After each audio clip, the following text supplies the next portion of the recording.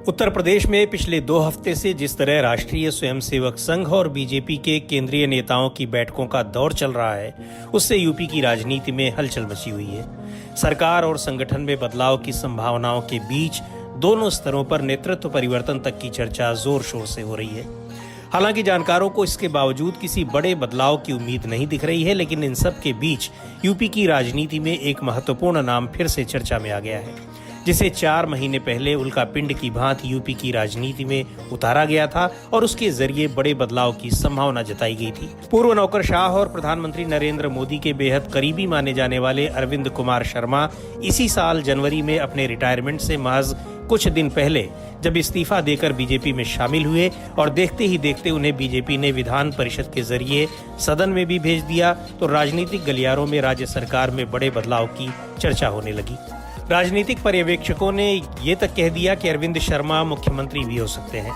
हालांकि उनके deputy CM या फिर गृह जैसे महत्वपूर्ण विभागों के साथ कैबिनेट मंत्री बनने की चर्चाएं ज्यादा विश्वसनीय तरीके से की गई।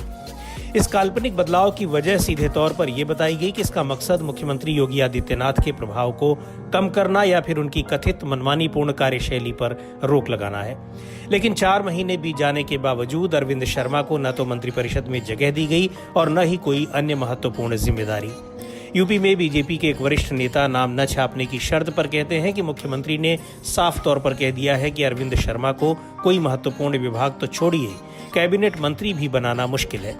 बतौर राज्य मंत्री से ज्यादा वो उन्हें कुछ भी देने को तैयार नहीं है। मुख्यमंत्री योगी आदित्यनाथ के इस कदम को सीधे तौर पर प्रधानमंत्री नरेंद्र मोदी की अवहेलना और उन्हें चुनौती देने के तौर पर देखा जा रहा है। दिल्ली में भारतीय जनता पार्टी के एक बड़े नेता कहते हैं कि पार्टी का केंद्रीय नेतृत्व योगी आदित्यनाथ को ये अक्सर याद दिलाता रहता है कि वो मुख्यमंत्री किसकी वजह से बने हैं, और मौका पाने पर योगी आदित्यनाथ भी ये जताने में कोई कसर नहीं रखते कि नरेंद्र मोदी के बाद बीजेपी में प्रधानमंत्री के विकल्प वे ही हैं। बीजेपी के कई नेता इस बात को भी स्वीकारते हैं कि अक्सर कुछ लोगों द्वारा योगी आदित्यनाथ को मोदी के विकल्प के तौर पर पेश करने या फिर कुछ छिटपुट संगठनों और लोगों की ओर से सोशल मीडिया या अन्य जगहों पर पीएम कैसा हो, योगी जी जैसा हो सरीखे अभियान चलाने के पीछे योगी आदित्यनाथ के करीबियों का भी हाथ रहता है। वरिष्ठ पत्रकार योगेश मिश्र योगी की ताकत के पीछे आरएसएस का समर्थन बताते हैं। उनके मुताबिक यूपी का मुख्यमंत्री खुद को अगले प्रधानमंत्री के तौर पर अक्सर देखने ही लगता है, चाहे वो क्षेत्रीय दलों के नेता हों या फिर बीजेपी के। दूसरे, योगी आदित्यनाथ के साथ संघ है।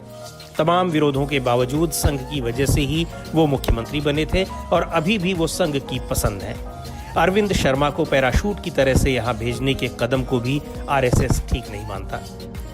उत्तर प्रदेश में योगी आदित्यनाथ के नेतृत्व में बीजेपी सरकार अपना कार्यकाल अब लगभग पूरा करने वाली है, लेकिन राज्य में सीधे मुख्यमंत्री बदलने की आशंकाएं जितनी आज बलवती दिख रही हैं, उतनी पिछले 4 साल में कभी नहीं दिखी।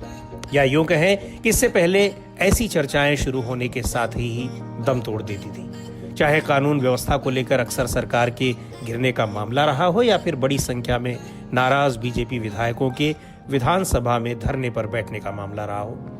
वरिष्ठ पत्रकार सिद्धार्थ कलहंस कहते हैं कि आरएसएस और बीजेपी संगठन की बैठकों में पिछले 4 साल में ये पहली बार हो रहा है जब कुछ मंत्रियों को अकेले अकेले बुलाकर फीडबैक लिया गया हो। उनके मुताबिक ये मामूली बात नहीं है। मंत्रियों विधायकों की जिस तरह की शिकायतें हैं कि उन्हें कोई महत्व नहीं दिया जाता है, सिर्फ कुछ चुनिंदा अधिकारी ही पूरी सरकार चला रहे हैं, ऐसे में ये तो तय है कि योगी आदित्यनाथ की कार्यशैली को लेकर संघ में भी बीजेपी के साथ ही मंथन शुरू हो गया है। ये भी सही है कि योगी आदित्यनाथ की ओर से भी अपनी ताकत का एहसास कराया जाता रहता है। अब ये स्थिति है कि बीजेपी योगी को हटा भी नहीं पा रही है और उसके नेतृत्व में अगला चुनाव लड़ने की हिम्मत भी नहीं जुटा पा रही है। अरविंद शर्मा मामले में योगी आदित्यनाथ के रवैये को लेकर बीजेपी में कोई भी नेता या प्रवक्ता कुछ भी कहने को तैयार नहीं है, लेकिन इस बात को सभी लोग स्वीकार कर रहे हैं कि पार्टी में अंदर खाने सब कुछ ठीक नहीं है। मुख्यमंत्री योगी आदित्यनाथ से अपनी नाराजगी को सार्वजनिक करने वाले मंत्री और विधायक भी इस मुद्दे पर बात करने से कतरा रहे हैं, लेकिन नाम न छापने की शर्त पर काफी कुछ बता देते हैं। ऐसे ही एक विधायक का कहना था कि कोविड संक्रमण के दौरान राज्य सरकार की कार्यशैली से केंद्रीय नेतृत्व बहुत नाखुश है। सार्वजनिक तौर पर भले ही इस प्रकरण को मैनेज करने की कोशिश की गई, लेकिन उसके बाद की बैठकें इसी का नतीजा है। पंचायत चुनाव के नतीजों से भी योगी बैकफुट पर है।